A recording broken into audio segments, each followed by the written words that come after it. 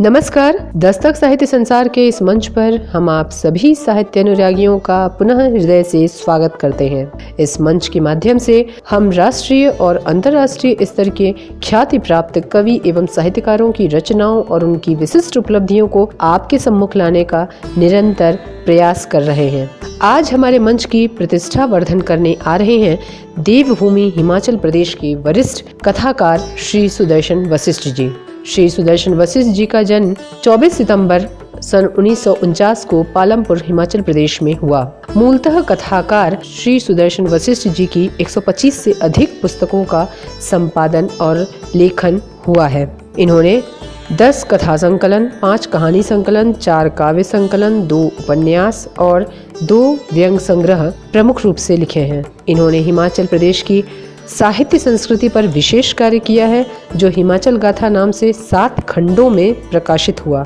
हिमाचली संस्कृति और यात्रा संस्मरण पर ही सुदर्शन वशिष्ठ जी की 20 पुस्तकें हैं। श्री सुदर्शन वशिष्ठ जी साहित्य अकादमी भोपाल के पूर्व सदस्य, संस्कृति मंत्रालय भारत सरकार तथा राष्ट्रीय इतिहास अनुसंधान परिषद भोपाल के भी पूर्व सीनियर फेलो रहे हैं। इसके साथ ही यह हिमाचल अकादमी के पूर्व सचिव तथा संस्कृति विभाग हिमाचल प्रदेश के उप निदेशक रहे हैं। श्री सुदर्शन वशिष्ठ जी राज्य संग्रहालय सोसाइटी शिमला एवं आकाशवाणी सलाहकार समिति तथा विद्याश्री न्यास भोपाल के वर्तमान सदस्य भी हैं।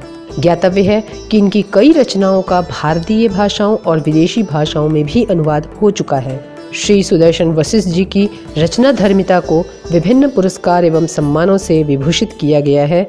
इनमें प्रमुख हैं आतंक उपन्यास को जम्मू अकादमी पुरस्कार, आतंक उपन्यास और जो देख रहा हूँ काव्य संकलन पर हिमाचल अकादमी पुरस्कार, नदी और रेत नाटक को साहित्य कला परिषद दिल्ली द्वारा पुरस्कार प्राप्त हुआ है। इसके साथ ही अमर उजाला गौरव सम्मान, हिमाचल अकादमी का सर्वोच्च सम्मान शिखर सम्मान सहित कई सरकारी एवं गैर सरकारी संस्थाओं से भी इन्हें सम्मान और पुरस्कार प्राप्त हैं। तो आइए आज हम भी देवभूमि हिमाचल प्रदेश के वरिष्ठ कथाकार सुदर्शन वशिष्ठ जी के काव्य पाठ का आनंद लेते हैं।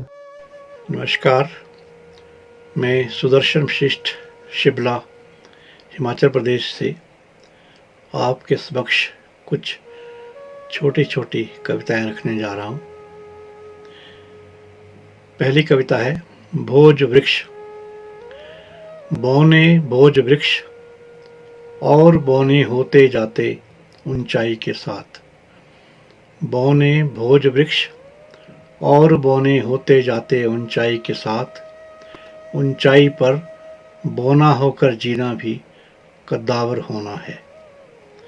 ऊंचाई का अंतिम पेड़ भोज, पवित्र देवता सा, जिस पर लिखे गए महाकाव्य। कविता को लगे पंख पहाड़ पर भोज, जैसे समुद्र में शंख। 2 छोटी कविताएं और चिड़िया पर। पहली है चिड़िया की भाषा। चिड़िया नहीं बोलती हिंदी, अंग्रेजी या फ्रेंच। चिड़िया नहीं बोलती हिंदी, अंग्रेजी या फ्रेंच। सभी देशों में एक चिड़िया की भाषा समझ जाती है दूसरी। सभी देशों में एक चिड़िया की भाषा समझ जाती है दूसरी।